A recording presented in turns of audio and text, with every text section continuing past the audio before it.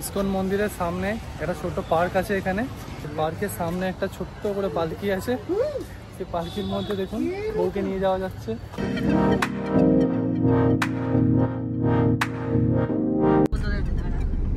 Next দিন পরে আমরা সব ছাদে যাবো। নেক্সট টুর মা কোথায় যাবে বলে জানো? বৃহস্পতিবার ওই কি একটা মন্দির বলছিল জানিস?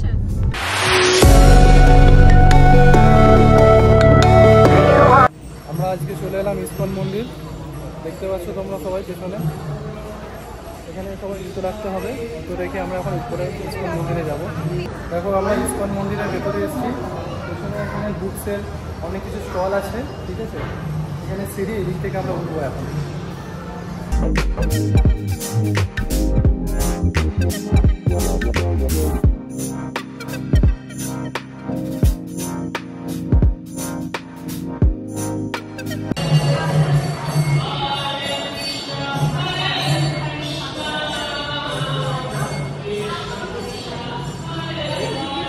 মন্দির ঘোরা হয়ে গেল, এবার আমরা নিচের দিকে আস্তে আস্তে নামছি। যে সিঁড়ি সিরোদা, এটা ইসকন মন্দিরের ভেতরে একটা ছোট্ট করে বুক স্টল আছে। এখানে শ্রীকৃষ্ণের সমস্ত কিছু পাওয়া যায়। এখানে বুকস থেকে শুরু করে শ্রীকৃষ্ণের অনেক কিছু এখানে রয়েছে, আপনারা দেখতে পাচ্ছেন।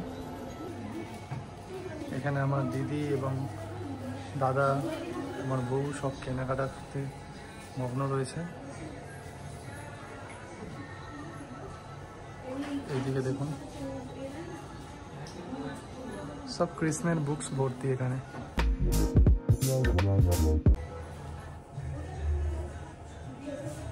দারুণ না দেখতে? দেখুন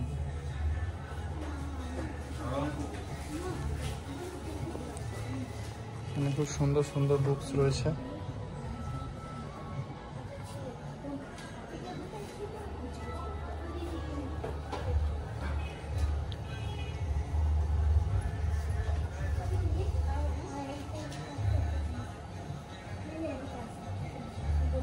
ইসকন মন্দিরের সামনে একটা ছোট্ট পার্ক আছে। এখানে দেখতে পাচ্ছেন, এই পার্কের সামনে একটা ছোট্ট করে পালকি আছে।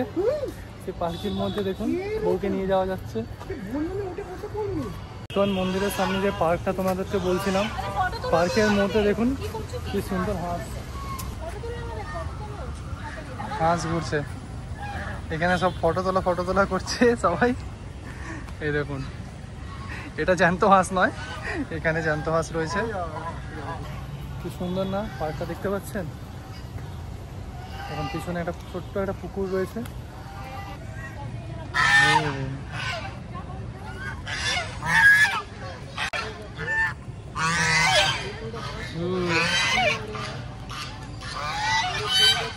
ওই হাঁসটাকে দেখো কি করছে, মজাই আছে একদম।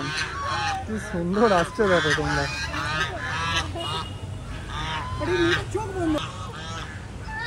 এর কালারটা একটু আলাদা, এই কালারটা দেখুন আলাদা একটু।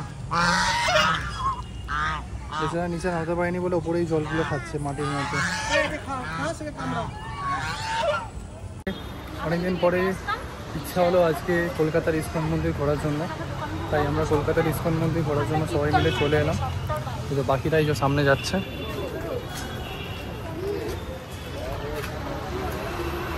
এবার আমরা বাড়ির দিকে যাচ্ছি। এই সামনে আমাদের এখানে বাস স্ট্যান্ড রয়েছে, এখান থেকে এবার বাস ধরে এবার বাড়ি থেকে যাওয়া হবে।